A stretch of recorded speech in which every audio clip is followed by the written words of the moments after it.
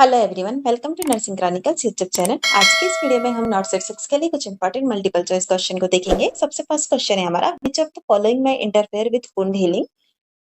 Wound healing के अंदर कौन सी ऐसी कंडीशन है जो इंटरफेयर करती है? Option A high protein diet, option B keeping surrounding area clean, option C moderate activity, option D constructive bandage. Right answer है हमारा यहाँ पर ऑप्शन डी कंस्ट्रक्टिव बैंडेज। जब भी कंस्ट्रक्टिव बैंडेज रहता है या फिर हाई कंप्रेशन के बैंडेज वुंड एरिया के अराउंड रहती है तो इससे हाई प्रेशर जनरेट होता है, जिससे कि वुंड के आसपास की जो स्किन होती है वहां पर ब्लड सप्लाई रिड्यूस हो जाती है, जो कि इंटरफेयर करता है वुंड हीलिंग के लिए। नेक्स्ट क्वेश्चन है, the nurse is conducting a physical assessment on a client with anaemia, which of the following clinical manifestation would be most indicative of the anaemia.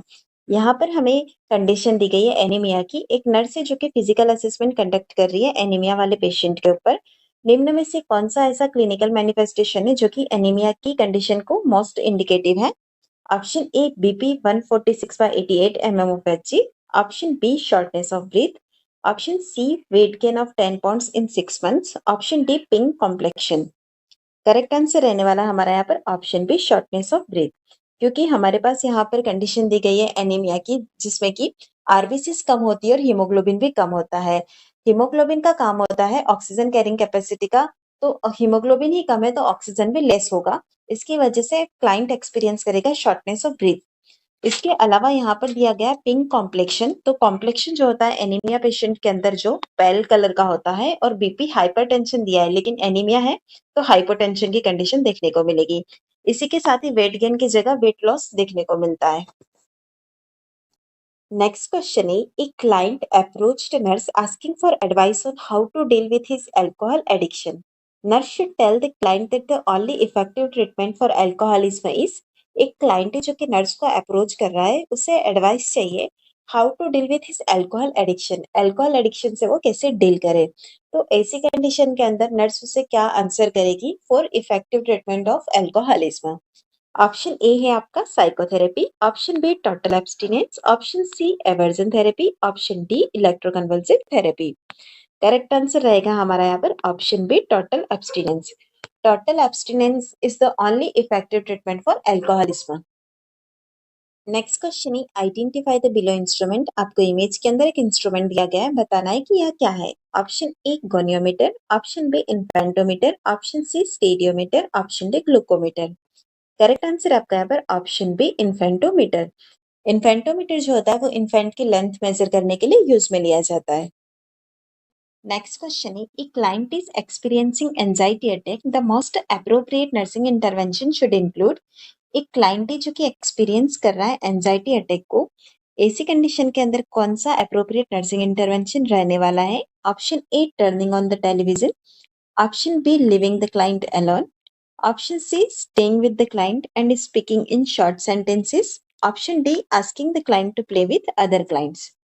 Correct answer हमारा यहाँ पर option C staying with the client and speaking in short sentences. जब भी हमारे पास anxiety attack वाला condition है तो यहाँ पर कौन कौन से नर्सिंग इंटरवेंशन हम कर सकते हैं? सबसे फर्स्ट है using short sentences, staying with the client, decreasing stimuli, remaining calm and medicating as needed. Next question is, which sign and symptom would indicate the neonate was erupting normally to extrauterine life without difficulty? कौन सा ऐसा sign and symptoms है जो कि यह indicate कर रहा है कि नियोनेट जो है वो एडप्ट कर रहा है नॉर्मली एक्स्ट्रायूटेराइन लाइफ में without any difficulties? Option A nasal flare, option B light audible grunting, option C respiratory rate 40 to 60 breaths per minute, option D respiratory rate 60 to 80 breaths per minute। Correct answer है हमारा यहाँ पर option C respiratory rate 40 to 60 breaths per minute।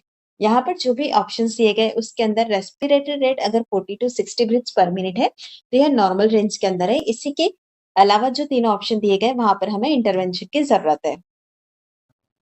Next question है, ए 2-year-old child is hospitalized with epiglottitis. In assessing the child, the nurse would expect to find। एक 2 साल का children है जो कि हॉस्पिटलाइज्ड हुआ है एपिग्लोटाइटिस के साथ में। जब भी इस चिल्ड्रन का असेसमेंट करते हैं तो नर्स क्या चीज फाइंड आउट करने के लिए एक्सपेक्ट करेगी? Option A productive cough, option B expiratory stridor, option C drooling, option D crackles in the lower lobe. Correct answer रहेगा हमारा यहाँ पर ऑप्शन सी ड्रोलिंग। एपिग्लोटाइटिस के अंदर हमें ड्रूलिंग देखने को मिलता है। इसी के साथ ही प्रोडक्टिव कफ नहीं होता है, यहाँ पर नॉन प्रोडक्टिव कफ होता है। स्ट्राइडर जो है वो एक्सपायरेटरी स्ट्राइडर नहीं, इंस्पायरेटरी स्ट्राइडर होती है। और crackles in the lower lobe की बात है तो यहाँ एपिग्लोटाइटिस है, तो इसके अंदर जो लोअर लोब है वो इन्वॉल्व नहीं होता है। नेक्स्ट क्वेश्चन है, which of the following condition is most common in pregnant women in the second trimester of pregnancy. हमें जो ऑप्शंस दिए गए हैं उसमें से कौन सी ऐसी कंडीशन है जो कि सेकेंड ट्राइमेस्टर ऑफ प्रेगनेंसी के अंदर मोस्ट कॉमनली प्रेग्नेंट वुमेन के अंदर देखने को मिलती है। Option A mastitis, option B physiological anaemia, option C metabolic alkalosis, option D respiratory acidosis. Correct answer हमारा यहाँ पर option B physiological anaemia. Second trimester pregnancy में क्या होता है कि हीमोडाइल्यूशन होने की वजह से फिजियोलॉजिकल एनीमिया हमें कॉमनली देखने को मिलता है। इसी के साथ ही हम रेस्पिरेटरी एसिडोसिस की बात करते हैं तो यहाँ पर एसिडोसिस नहीं, हमें एल्केलोसिस की कंडीशन देखने को मिलती है। Next question is, what does a nurse expect to be the priority concern of a 28-year-old woman who is to undergo a laparoscopic bilateral salpingo-oophorectomy? एक 28-year-old वुमेन है जो कि जिसका लेप्रोस्कोपिक बायोलेटरल सल्फिंजो एरेक्टोमी हो रहा है, तो ऐसी कंडीशन के अंदर क्या प्रायोरिटी कंसर्न रहेगा? Option A acute pain, option B risk for haemorrhage, option C fear of chronic illness, option D loss of child bearing potential. Correct answer है हमारा यहाँ पर option D loss of child bearing potential, क्योंकि यहाँ पर procedure है bilateral सल्फिंजो ओफेरेक्टोमी जिसके बाद में कि फीमेल कंसीव नहीं कर पाएगी, इसलिए हमारा राइट आंसर जाएगा loss of child bearing potential को। नेक्स्ट क्वेश्चन है, while caring for a post-operative patient of tonsillectomy and adenoidectomy, which action by the nurse is appropriate? Option A, offer ice cream every 2 hours. Option B, place the child in supine position. Option C, assess knee-jerk response. Option D, observe swelling patterns. Correct answer है हमारा यहाँ पर observe swelling pattern. हमें question में पूछा गया है कि टॉन्सिलेक्टोमी और एडिनोइडेक्टोमी कराई है पोस्ट ऑपरेटिवली, तो यहाँ पर कौन सा एक्शन अप्रोप्रिएट है? फर्स्ट ऑफ ऑल हमें पता होना चाहिए टॉन्सिलेक्टोमी क्या होता है। इसके अंदर रिमूवल ऑफ टॉन्सिल होते हैं। एडिनोइडेक्टोमी के अंदर रिमूवल ऑफ एडिनोइड्स होता है। जब भी अगर एक्टिव ब्लीडिंग की कंडीशन होगी तो वहां पर कंटिन्यूस स्वेलोइंग जो होगी हमें चिल्ड्रंस के अंदर देखने को मिलेगी, इसलिए इन दोनों प्रोसीजर के बाद में ऑब्जर्व स्वेलोइंग पैटर्न हमारा राइट आंसर होगा। नेक्स्ट क्वेश्चन है, the emergency department nursing officer is caring for a child suspected of acute epiglottitis, which intervention apply in the care of the child accept.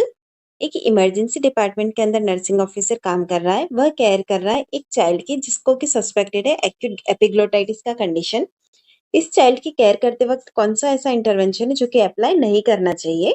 Option A obtain a throat culture, option B ensure a patent airway, option C prepare the child for chest X-ray, option D maintain the child in head elevated position. Correct answer है हमारा यहाँ पर option A obtain a throat culture.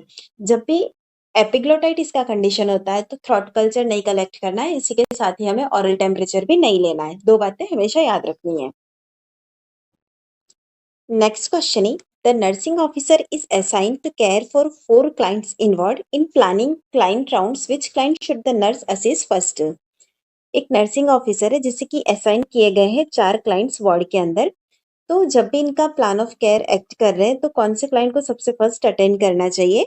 Option A post operative client preparing for discharge, option B a client requiring daily dressing, option C a client schedule for chest X-ray, option D a client with shortness of breath. हमारे पास जो चारों option दिए गए उस according हमें सबसे first attend करना होगा एक client with shortness of breathe, airway सबसे पहले मेंटेन करना है हमें। नेक्स्ट क्वेश्चन है, a client's glycosylated hemoglobin A1C level of 5.4%. On the basis of the test result, the nurse plans to teach the client about the need for which measure? एक client का glycosylated HbA1c level जो है वो 5.4% आपको दिया गया है।